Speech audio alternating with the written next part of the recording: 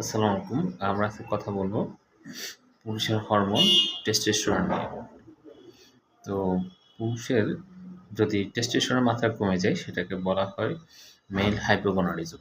তো পুরুষের হরমোন প্রধানত ২ টা। একটা হলো মস্তিষ্ক থেকে আসে, ২ টা হরমোন আসে, সেটা হলো এফএসএইচ এবং এলএইচ। আর আর প্রাইমারি হরমোন যেটা এটা হলো সেকেন্ডারি। আর প্রাইমারি হরমোনটা আসে টেস্টিস থেকে, মানে অন্ডকোষ থেকে। তো অন্ডকোষ থেকে আর অ্যাড্রেনাল গ্ল্যান্ড থেকে। তো কোনো পুরুষের যদি টেস্টোস্টেরন পরিমাণ কমে যায় তখন সেটাকে আমরা মেল হাইপোগোনাডিজম বলি। তো আমরা এখানে ২ টা আমরা আজকে মেল হাইপোগোনাডিজম সম্পর্কে বলবো। মেল হাইপোগোনাডিজম যদি টেস্টোস্টেরনের মাত্রা কমে যায় তাহলে কী সমস্যা দেখা দিতে পারে। আচ্ছা, আমরা প্রথমত পুরুষের যে সেক্স ড্রাইভ, মানে লস অফ লিবিডো আমরা যেটা বলি, যে সেক্স ড্রাইভ, যে সেক্স অ্যারাইজ করা সেটা তার পক্ষে সম্ভব হয় না এবং তার শারীরিক দুর্বলতা থাকে এবং তার যে মাসেলগুলো মাসেলগুলো উইকনেস থাকে এবং তার দেখা গেছে যে স্তন বড় হয়ে যাওয়া সাধারণত ফিমেলে হয়, সেটাকে আমরা গাইনোকোমাস্টিয়া বা গাইনোকোমেশিয়া বলি। ইনফার্টিলিটি, তার বাচ্চা না হওয়া এবং তার যে বয়ঃসন্ধিকাল সেটা আসতে দেরি হয়, যেটাকে আমরা ডিলেড পিউবার্টি হিসাবে টার্ম মানে ব্যবহার করি। এবং অস্টিওপোরোসিস হতে পারে, যে তার যে বোনস, যে হাড়গুলো আছে সেগুলো ক্ষয় হতে পারে এবং তার দীর্ঘমেয়াদী এই এই হরমোনের অভাবে দেখা গেছে অ্যানিমিয়া হতে পারে এবং তার দীর্ঘমেয়াদী কোনো রোগ দেখা দিতে পারে। এখন আমরা মাইল্ড হাইপোগোনাডিজম হয়, মানে টেস্টোস্টেরন পরিমাণ কমে যায় বয়স বাড়ার সাথে সাথে। তো আমরা টেস্টোস্টেরন বয়স বাড়ার সাথে সাথে তার লেভেলটা ফল করে। মেল হাইপোগোনাডিজমে আমরা যে তার টেস্টোস্টেরনের মাত্রাটা দেখার জন্য আমরা তাকে খালি পেটে সকাল ৯টায় তার পরীক্ষা টেস্টোস্টেরন লেভেলটা দেখব। তো আমরা এখানে আরেকটা জিনিস দেখি, তার এই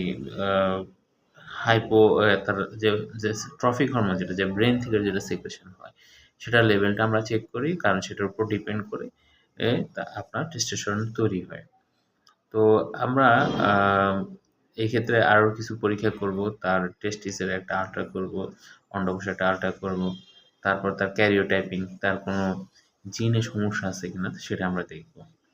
আর এটার ম্যানেজমেন্টটা হলো টেস্টোস্টেরন রিপ্লেসমেন্ট করব। যদি ইয়াঙ্গার এজে হয়, কম বয়সী হয়, তাহলে সেক্ষেত্রে আমরা তার হাইপোগোনাডিজম, যদি তার টেস্টোস্টেরনের মাত্রা কম থাকে তখন আমরা তার হাড় ক্ষয় হওয়ার যাতে না ক্ষয় হয় এবং তার মাসেলটা যেন শক্তিশালী থাকে, মাসেল পাওয়ার বাড়ানোর জন্য এবং তার সেক্স ড্রাইভ বাড়ানোর জন্য আমরা টেস্টোস্টেরন বাইরে থেকে তাকে ইনডিউস করে আমরা যেটা বলি। তো আমরা এক্ষেত্রে দেখা গেছে যে টেস্টোস্টেরন দেওয়ার ফলে তার যে সমস্যাগুলো হতে পারে, টেস্টোস্টেরন দিব। তারপর টেস্টোস্টেরন সাধারণত আমরা যে হরমোনটা ব্যবহার করি, আমরা যেসব রোগীর ক্ষেত্রে তার লিঙ্গ উত্থান করে না, যেমন লিঙ্গ পতন হয়, যেমন আমরা এটা বলি ইরেকটাইল ডিসফাংশন, তারপরে আপনার লিবিডো, সেক্স ড্রাইভ কম, তাদের ক্ষেত্রে আমরা টেস্টোস্টেরনটা তাকে ইনডিউস করতে বলবো।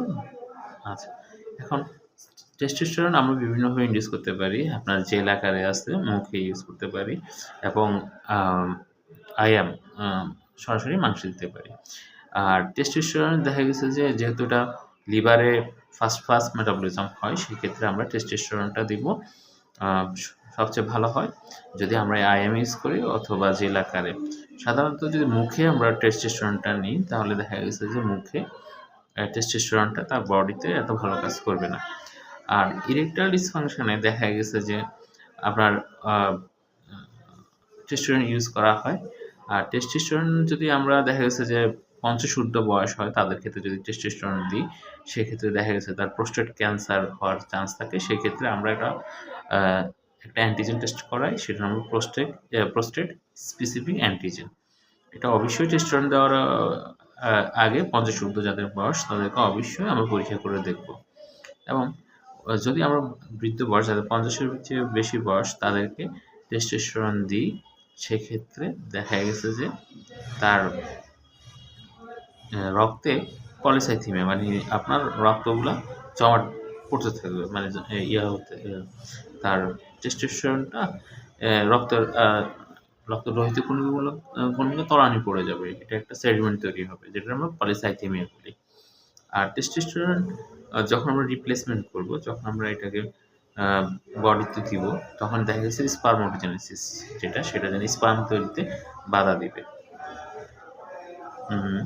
আর টেস্টোস্টেরন আমরা অনেকভাবে নিতে পারি। আমরা সাধারণত টেস্টোস্টেরন ইন্ট্রামাসকুলার সেটার নাম হলো টেস্টোস্টেরন অ্যানথেনেট।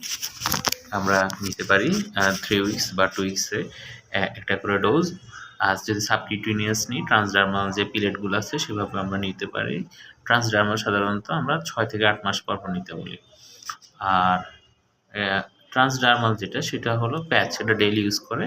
এখানে পরিমাণটা অন্যান্য জায়গা থেকে জেল অথবা প্যাচ আমরা টেস্টোস্টেরন ব্যবহার করতে পারি। আর ওরাল আমরা টেস্টোস্টেরন আনডিক্যানুয়েট ব্যবহার করতে পারি। ধন্যবাদ সবাইকে আমার এই ভিডিওটা দেখার জন্য। আসসালামু আলাইকুম।